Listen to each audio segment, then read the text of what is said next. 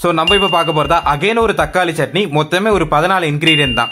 3லேருந்து 4 பேர் சாப்பிட்ற குவான்டிட்டியில் நம்ம இந்த ரெசிபி பண்ணியிருக்கோம். இது நமக்கு 17வது சட்னி.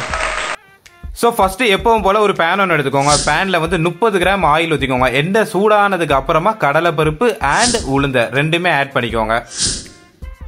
அண்ட் அடுத்த இன்கிரீடியண்டா கார்லிக் ஆட் பண்ணிக்கோங்க. கார்லிக் அடுத்தது சீரகம் ஆட் பண்ணிக்கோங்க. சீரகத்துக்கு அடுத்தது மல்லி எக்ஸாக்டா 4 கிராம் ஆட் பண்ணிக்கோங்க. அதை இந்த வீடியோல தெரியுதுல, இதே மாதிரி நல்லா ஃப்ரை பண்ணுங்க.